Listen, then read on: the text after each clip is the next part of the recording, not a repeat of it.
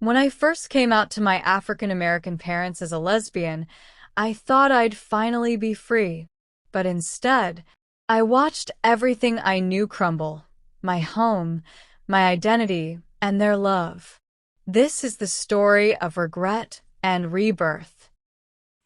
I remember the night I told them like a scar I can still feel, even when I pretend it healed. It was a humid July evening in Georgia. The house smelled of my mama's fried okra and cornbread, with gospel music humming low from the kitchen radio. Daddy was watching his game, grumbling every time the Falcons messed up a play, and my little brother was upstairs, probably on his phone, laughing too hard at something not that funny. I stood there with my hands shaking, the words caught between my chest and my throat like barbed wire. "I need to talk to y'all," I said. Mama turned from the stove, wiping her hands on a towel, her brows slightly raised. Daddy didn't even mute the TV. I took a breath like it would be my last. "I'm gay." The silence that followed wasn't just quiet. It was violent. Mama blinked at me, her lips slowly parting. Daddy's head turned, slowly, like something sacred had just been blasphemed. "You what?" Mama asked, like she didn't hear me. "I'm a lesbian," I repeated softer. My voice felt smaller in that moment than it had ever been. And that's when it all unraveled.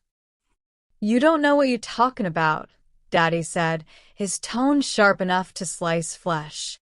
"This some white people mess," Mama muttered under her breath. I tried to explain, to tell them it wasn't a phase or rebellion or a trend I saw online. I told them about Sasha, my best friend, my girlfriend, and how she made me feel like I could breathe for the first time in my life. Mama stepped back like I had spat in her face. "I raised you better than this, Aaliyah." I remember her exact words because I've replayed them every night for years. Daddy didn't yell. That would have been easier, maybe. Instead, he stood up slow, looked me dead in the eye, and said, "You don't live in this house with that sin in your mouth." I begged. I cried. I said, "I'm still me. I'm still your daughter." But it was like I vanished that night. Mama wouldn't even hug me when I left. I slept in Sasha's car for 2 days. She tried to get me to come home with her, but I felt ashamed. Not because of who I was, but because I thought I should have known better. Should have shut up.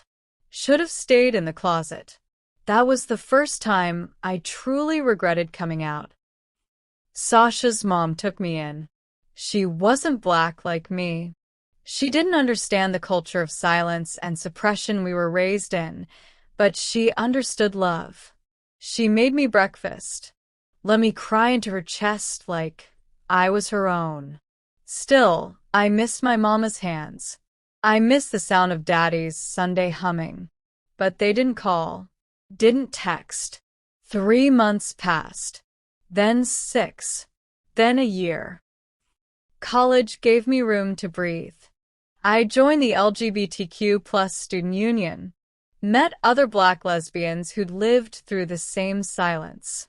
Some had parents who eventually came around. Some didn't. Some never even came out. And slowly, I stopped regretting it. I stopped waking up wishing I could unsay the words. I started becoming me. But the wound never fully healed. Not really. One day, I saw Mama's number light up my phone. My heart slammed against my ribs. "Hello," I whispered, like saying it too loud would shatter the moment. She didn't say anything at first. I heard her breathing. Then, softly, almost like she was choking, she asked, "Are you okay?" I cried like a child. She didn't apologize right away. That came months later. But she listened. She met Sasha. She didn't shake her hand, but she didn't walk away either. Daddy was harder. When I saw him again at my grandmother's funeral, he wouldn't meet my eyes. But he hugged me. Tight. Didn't say anything. But sometimes silence doesn't mean rejection. Sometimes it means I'm trying. Years passed. Mama called me one night and said, "You remember Miss Lila from church? Her nephew just came out too. She's been asking me all kinds of questions." And for the first time in my life, she asked me for advice. It wasn't perfect, but it was progress. Now I sit at a table every Thanksgiving with my wife beside me, holding my hand under the table, while Daddy carves turkey and Mama tells her church gossip. No, they don't fully understand, but they love me. Sometimes love comes slow. Sometimes love limps, but it still finds a way. Coming out is never one size fits all, especially in Black families where tradition and silence often run deep. I don't blame my parents anymore. They were raised on survival, not softness. But I don't regret coming out anymore, because living a lie might have kept me under their roof, but it would have killed my soul. And no one should have to die to be loved.